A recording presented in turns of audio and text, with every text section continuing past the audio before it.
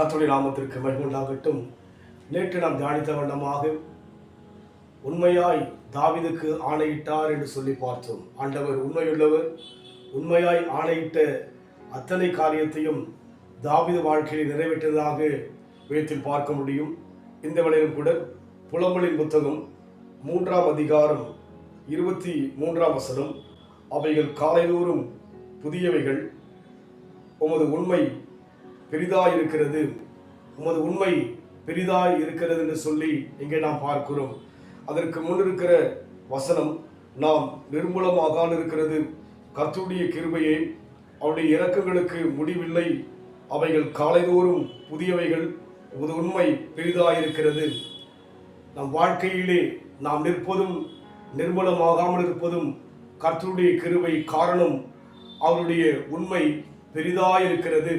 இந்த உலகத்தில் அவரால் படைக்கப்பட்ட பெரிதான காரியங்களை விட தேவனுடைய உண்மை பெரிதாய் இருப்பதாக நாம் பார்க்கிறோம். அதனால் நம் வாழ்க்கையிலே தேவனை சார்ந்து வாழ்கிற நாம் தோற்று போய்விடும் என்று சொல்லி அச்சப்பட வேண்டாம். காரணம், அவர் உண்மையுள்ளவர். இரண்டாவது, அவருடைய உண்மையானது மாறாததாய் இருக்கிறது. மூன்றாவது, அவருடைய உண்மை பெரிதாய் இருக்கிறபடியினாலே தேவ ஜனமாய் நாம் எந்த விதத்திலும் வெட்கப்பட்டோ துயரப்பட்டோ சஞ்சலப்பட்டோ மூழ்கி போகாதபடிக்கு தேவன் நம்மை தாங்குகின்ற தேவனாக இருக்கிறபடினாலே நம் வாழ்க்கையில் வருகின்ற எதிரடையான பிரச்சனைகளை கண்டு நாம் சோர்ந்து போகாதபடிக்கு தேவனை தியானிக்கும் போது அவர் உண்மை பெரிதாக இருக்கிறது, என் பிரச்சனை பெரிதல் என்று சொல்லி நம்மை நாமே தேற்றிக் கொள்வோம். தேவன் நம்மை கொண்டு அநேக அற்புதங்களை செய்ய, அநேகருக்கு சாட்சியை வாழ நம்மை தேவன் எடுத்து பயன்படுத்த விரும்புகிறபடினாலே அவரை யோசிக்கும் போது அவருடைய உண்மை பெரிதென்று நாம் விசுவாசிப்போம். கர்த்தர் இன்றைக்கும் நம் வாழ்க்கையிலே அற்புதம் செய்ய வல்லவராயிருக்கிறார். நிலையில்லாத உலகத்திலே அலைந்தேன் ஐயா, நிகரில்லாத இயேசுவே அணைத்துக் கொண்டீரே.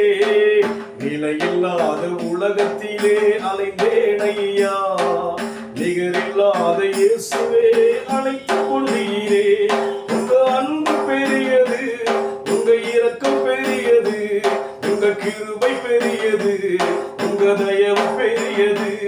உங்க அன்பு பெரியது, உங்க இரக்கம் பெரியது, உங்க கிருபை பெரியது, உங்க தயவு பெரியது. அநாத ஸ்நேகத்தால் என்னை நேசித்தீரையா, காருண்யத்தினால் என்னை இழுத்துக் கொண்டீரே. அவர் உண்மை பெரிதாய் இருப்பதற்காக ஆண்டவருக்கு நன்றி சொல்வோம். அன்பின் ஆண்டவரே, என் பிரச்சனை பெரிதென்று சொல்லி நான் சோர்ந்து விடுகிறேன், நான் துவண்டு விடுகிறேன். இல்லை ஆண்டவரே, இன்றைக்கு ஒரு காரியத்தை வார்த்தை மூலமாய் நான் அறிந்து கொண்டேன் ஐயா. உடைய உண்மை பெரிதாயிருப்பதற்காக நன்றி செலுத்துகிறோம்.